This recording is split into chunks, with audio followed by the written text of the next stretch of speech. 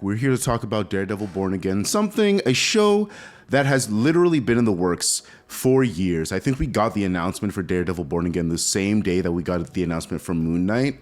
And so just to give you an idea of how long we've been waiting for this show, it's actually been crazy. And if you've been following the background and all the things that happen behind the scenes, there was a lot of just back and forth. And so I'm glad that we finally got this show. But yeah, no, we're here to talk about it. We're here to air out our thoughts and see how we feel. So what do you guys think? What did you come away from Daredevil Born Again with? You want to go first, Scott, or I should go first? I'm curious. All right, I'll just go first a little bit. At first, I kind of didn't know this show was gonna happen. I was like just away from everything for a while, but like I took a break and decided to check out what's going on. And so I saw Daredevil was on, and I was like, I got to check it out. So I watched it, and I thought it was pretty solid overall. Like initially, like I was like, okay, it's been a while. But then the more that it went on, the second to last episode was really good. And then the last episode kind of killed it for me, to be honest. Like I kind of felt disappointed by the end result of it, because we can get into the details later, but that's sort of my feel for it. Like overall, I thought it was good, but the ending kind of like made me feel lesser of it. Yeah. All right, I'm gonna go in the dark end. I thought this season was weak. I'm just gonna be real.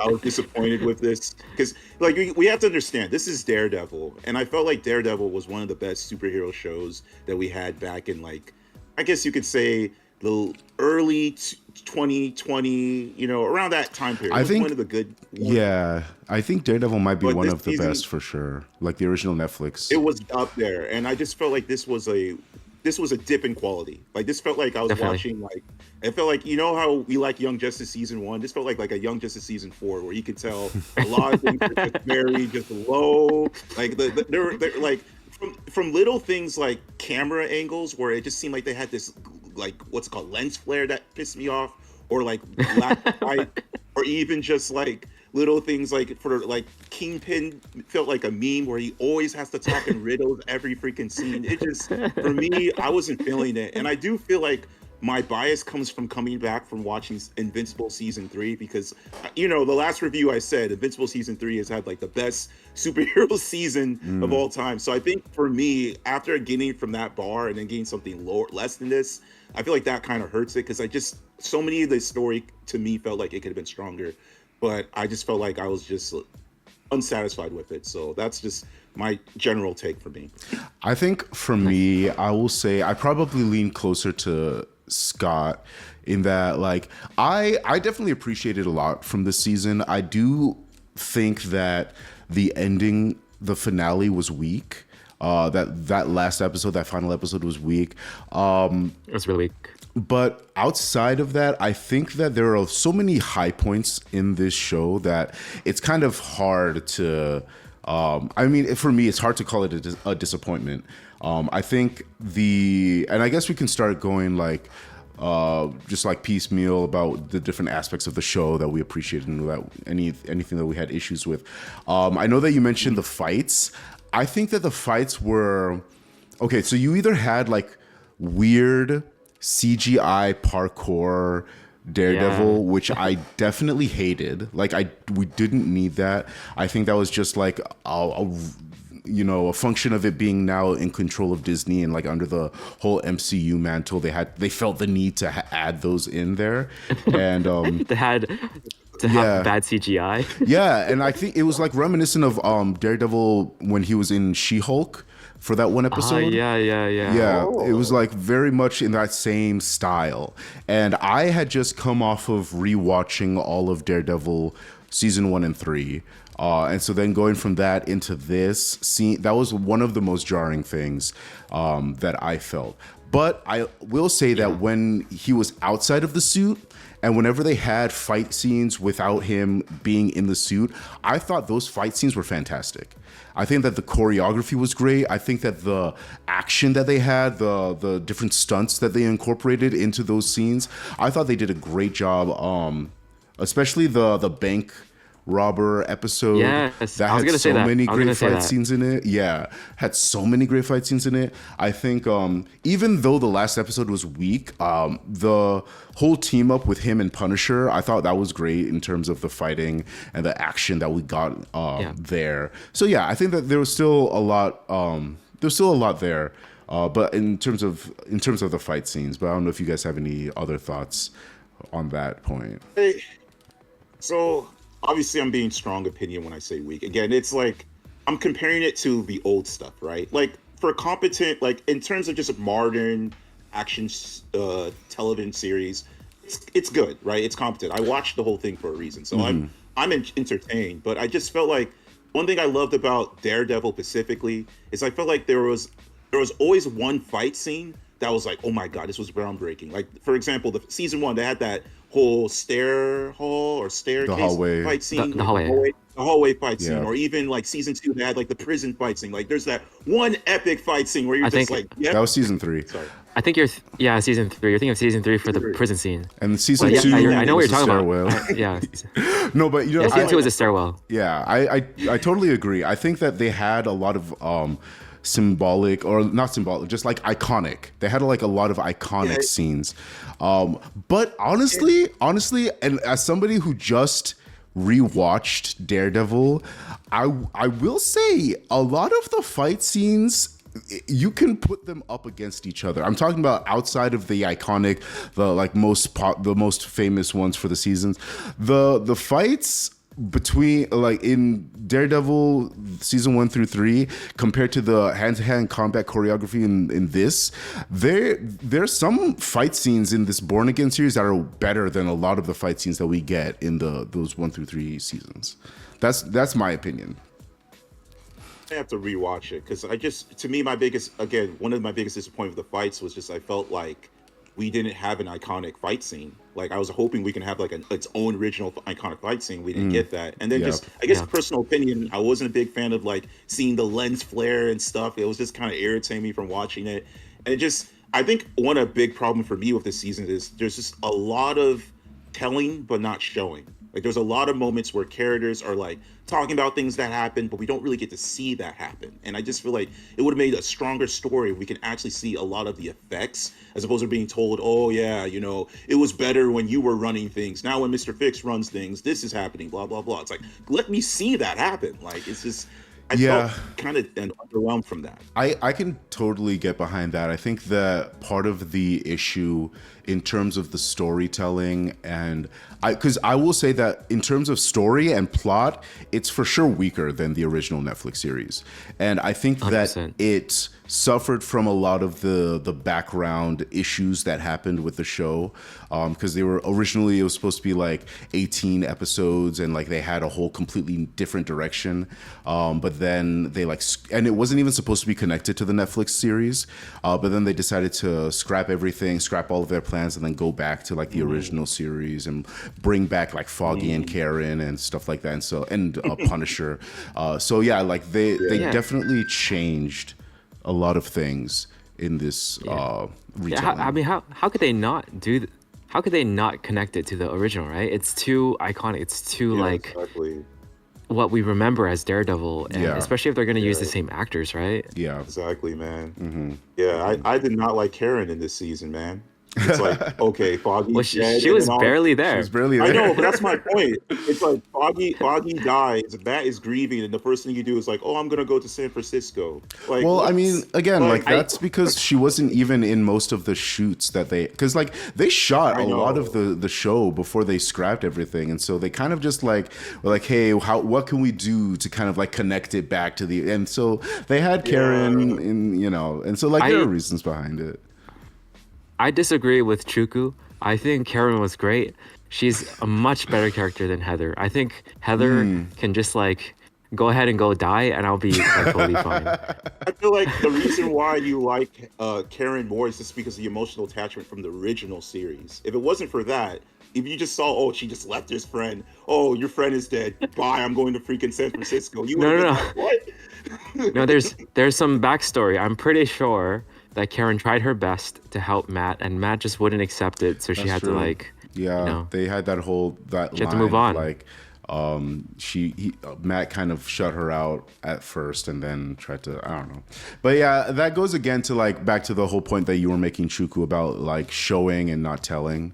Because they dropped that instead of like showing us the process. But yeah, no, I will say that because of all of those reasons, storytelling and plot are for sure weaker than the original Netflix show. Yeah. Man. I just thought it would have been a cool story arc, because we know that Kingpin becomes the mayor. It would have been really cool, instead of they happening it so fast, what if we saw him, and maybe you can say it's cheesy, if it came later at the end, and we got to see the other mayor's points, and that what makes them get elected was the idea that, masked vigilantes are the ones corrupting the city. Because I felt like that plot thread was a good plot thread, but it just happened so fast that we didn't really get to feel like that felt earned. And it just came off as like, instead of him actually having a point that people agree with and the city kind of goes with this for it, this came off as just him being a twisted, corrupted person. So that was something that I really was disappointed about, especially when they introduced, what's his name, Tiger Claw. Like, I really wish we had more of that White character. Tiger? Like that. White Tiger Claw. I'm thinking of some other character. I wish I just felt like for him to be dead the next 2 episodes was not enough. I really wish we had more of him. Yeah. And I felt like it would have earned a lot more. Yeah. So I definitely feel you on that, Juku, because like the whole story with the whole vigilante stuff against vigilantes, like it makes no sense, because everyone knows that it's the MCU, right? Everyone knows the Avengers basically saved the entire planet. I think like that half the population. Yeah, I mean, I think that there might be a little bit of a difference there, because they were specific in referring to them as masked vigilantes. I think that when you're looking at the Avengers, they have more of an authoritative sense about them, because they're kind of government sanctioned. You have like Captain America, and like they're not really masked. Like, you know who these people are and like stuff like they're heroes. I think that's a little different from the masked vigilantes. I agree with you, but I believe he also mentioned Spider-Man. Like at some point, like, Spider-Man is masked. He's masked. He wears a mask. But he was part of the Avengers. He was 100% part of the Avengers. Yeah, but like kind of, and like I think the whole hidden identity is kind of what he was aiming at. Which but it's dumb. It's not like 1-to-1, because he also called Muse a vigilante, a mass vigilante. He's not a vigilante. He's straight up serial killer. Why are they lumping it together? I think that's intentional. So I think it's intentional because, first off, we know that Fisk doesn't actually care about the vigilantes. Like, he doesn't actually care about getting people who are doing good and doing bad. I think he is literally just doing whatever he can to push his own agenda as much as possible, and so he's using the narrative of masked vigilantes to that end, which is why Muse is able to be called a masked vigilante, because he's just masked. And so because Fisk's goal is to kind of get rid of all of these people who are in his way, like acting as vigilantes, but like secretly because they're masked, he is able to kind of use whatever tactics that he can to do that. And so I think lumping them together is intentional. Yeah, but it's still a weak story thread, because there was just no real sort of like at any point in time, there's no way anyone could agree with Kingpin. Like, I just feel like you'd have to be stupid. And like White Tiger was also such a stand-up guy that he got the jury to vote him not guilty. If anything, like Kingpin just kept losing and losing and losing, and Matt even saved him, and him knowing he's a vigilante too is just like. Also, I really hated that, by the way. Like, the end of episode, or the second to last episode, where Matt saved Kingpin, that was such a good moment, but nothing came out of it in the finale. Like, nothing, except for Kingpin saying, "Oh, let's just kill him while he's a hero." And I'm like, and then Punisher's like, "Why'd you do it?" And he's just like, "I don't know. Good question." I'm like, what the hell? What the hell is this? Why? I was so frustrated by that, guys. I was just like, are you serious? This? Yeah, I was looking forward to. Well, actually, one thing I want to bring up, like, what would have helped Kingpin speak even more is, like, let's just say we take, it's White Claw, right? That's the White Tiger. White Tiger. White Tiger, right? What if White Tiger, instead of him in his human form, was beating up the cops, he was in his white collar costume and he killed the cops? At that point, that actually fits his narrative where it's like, all right, you literally had a mass vigilante kill a cop. Like that would have been a cooler. I feel like that would have really fit Kingpin's narrative. Like I wish they did that more instead of what they did with this arc with him not having the costume. Like that would have been helpful. But add Yeah. on to Or what you're. or Mhm. yeah, or making Muse like a bit more of an intricate character and like perhaps doing some vigilante stuff while also doing his weird stuff, you know?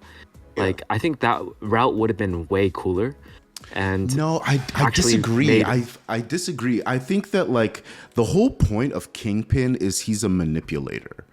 And so he Yeah. uses whatever he can to get what he wants. And so even if it doesn't align like perfectly, like he'll lie, cheat, and like the moment in the end where he's talking to the other like government officials or whatever, and then he's mentioned like he's dropping the accounts, like the secret offshore accounts that they have. Like that's who he is. Like he manipulates people. And so how does it look now for him to try to manipulate an entire city? And so I don't think it necessarily, I don't think he needs, like Muse needed to I give agree with him you. that legitimate reason to lump him into the whole vigilante conversation. I think you're it was right. just an example of Kingpin saying, hey, I can use that for this. I can use that for, like, that's his character. Right. I agree with you on that. It just feels like I don't know. There's something about watching it that isn't satisfying though. It I feels agree. like I think- Kingpin is just No, I think that Go this ahead. whole season in itself was unsatisfying because of the way that the ending happened. I think that the finale, it didn't have any real conclusion. There was no wrapping up of any story arc. There was no resolution to anything really. We're kind of stopped halfway in this story. Yeah. And I think that was part of the reason why we felt kind of underwhelmed by, especially that last episode. Well, for me, it was obviously all the other stuff, but the last episode even made it worse. Because again, I was hoping at least maybe we see the new costume, because we know he has a new costume, and they were talking about that in the whole like, oh, the new costume. They're like showing the looks of the new costume. So I was hoping we at least get to see the new costume, and that's him transforming to something different. But again, I just can't help to compare it to Invincible season 3, because in Invincible season 3, we get a clear ending of saying, you know what, I'm done with this shit. These people gotta die, and that was like a good, like, okay, we finally get a character arc. Versus here, it's like, okay, is Matt or what, oh my god, is Daredevil going to like now gonna start killing people, or what's the new plan? Is it just like, oh, I gotta fix the city from the inside? It's like, I don't know what you mean by that. So it's like, that's how I feel. Yeah, I think that Matt's character hasn't really changed that much, which is fine. I think season 3 did the whole like, oh, is Matt gonna kill like way better. It, like there was that like actual debate and story arc, and his decision at the end actually felt right and it felt conclusive. But they reintroduced that, and then like with like I get it, like because Foggy died, he tried to kill someone, but we don't really even get to see like too much of those consequences. It's mostly the consequences of Foggy dying and him like not knowing like what's going on anymore with himself. I have But, a like, thought about that. That whole Yeah.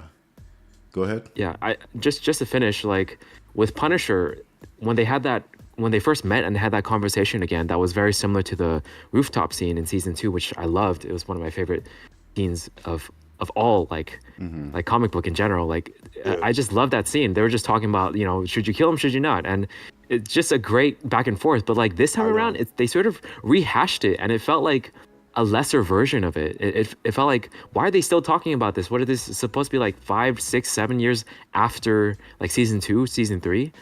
And they've made like no leeway in terms of like evolving the conversation, you know? Like I feel like obviously like I agree with Punisher. Punisher's like he's doing it mostly right. Exactly. But like Daredevil side, he tried to kill someone and yet he doesn't introduce anything new to the conversation. It's like, it's crazy to me that they're just having the same conversation and there's nothing evolved in the writing in that regards. And for Punisher, when he goes in to try to kill all the cops, like because they're all like posing to be him. Like his response to like, oh, you're just all clowns, and he gives nothing to why they shouldn't be like him. I thought that was weak Yeah. as well. I was like, Yeah. why would he do that? Like Punisher would not do that. He strategizes. Like if you watch Punisher season 1 and 2, it's like he strategizes so much before he actually decides he's gonna take everyone out. You know? And I'm like, this is not Punisher. This is just like an emptier version of him. Like, and I don't know. My thought that I was going to raise earlier, I think that the reason why the whole internal debate that Matt has about whether or not he should kill, it feels weaker in this season is because part of what informs Matt's decision to not kill people is his religious worldview. The fact that like so much of how he thinks is based in the idea that people can be redeemed. Like redemption is a thing that can be afforded to any and everyone. Like everyone should have a chance to do better. Right. And so in the Netflix show, we had so many, and like just rewatching it, like these were probably some of my favorite scenes. All the times that he would have a conversation with Father Lantom, or in season 3 with Sister Maggie, like those conversations where he's having to wrestle with the reality of being a vigilante, fighting these people, whether or not to kill them, but he's also weighing his religious ideology, like what is right and wrong. Mostly Kingpin. Yeah, like mostly Kingpin, but like having to really wrestle with that was almost completely gone from this show. Yeah, and that was something. What the heck? Yeah, that was something that I took note of. Probably like once we got like halfway through, I'm like, oh yeah, there's really no more religious. Like we had some small stuff here and there. Like he would like do a prayer, and then he would like have his like cross necklace or whatever. But there was really like compared to what we got in the Netflix show, there was not a lot of understanding his internal just wrestling with these decisions, and I think that's the reason why. I think that's the reason why it felt a little hollow in this season. Yes. You make a really good point, because I feel like we should have got a big scene after like Foggy died and after he tried to kill, right? Like there should have been something where he did like something religious, but nothing. We didn't get anything like really impactful from that. Yeah. And that's so strange. Yeah. No, I agree. I think I think that's literally what it was. But to say something on a positive note, because there are things I did like. I will say I definitely love the performance of the Punisher. Anytime he was on this, anytime he was on the camera, I was just in it. I was like, it's like he was speaking my mind. He's like, yeah, that's right. Why are you doing this, Matt? Go tell him. Like he was just laying down the hammer. I like that. And there were moments where Kingpin I did enjoy. Despite that, I felt like he was a one note. Every moment, every scene was him talking in freaking riddles. There were some moments I enjoyed, right? Like, so I don't want to completely say it was bad. It's just, again, I'm just, I guess I expected a higher standard. Here's the thing. Yeah. Here's the thing that I'm curious about, because we're comparing this to, of course, the original Netflix series, which, in my opinion, might be the best superhero show ever. One of, if not one of. But how do we compare it to the other MCU Disney Plus shows? Because now, like, because I think that once we start thinking about the quality of the other MCU Disney Plus shows that have come before it, I think it might shift a little bit, because I don't know if there's really anyone that kind of comes out above it. Maybe Loki.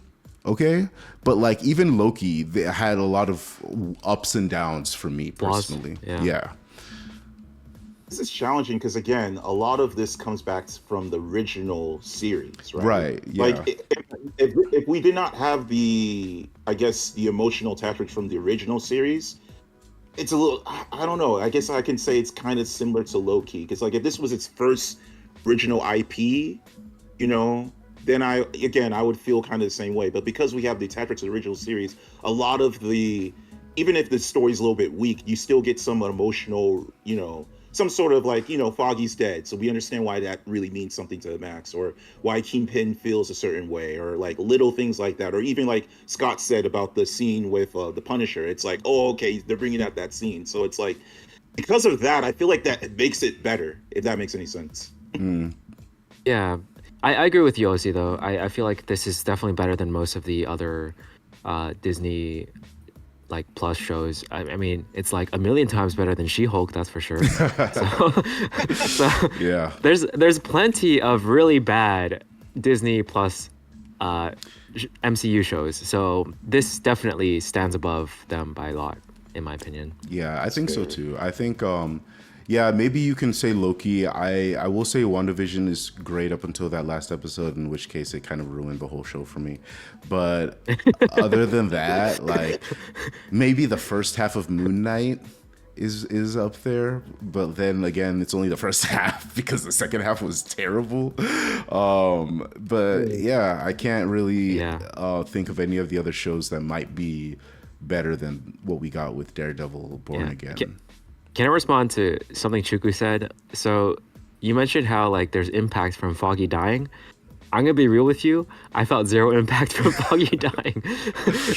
Like I always disliked Foggy's character, What? especially in season one when he found out Matt was Daredevil and he was just like so mad at him. I was just like, come on, cut him some slack. Like I Interesting. yeah, So I love always Foggy.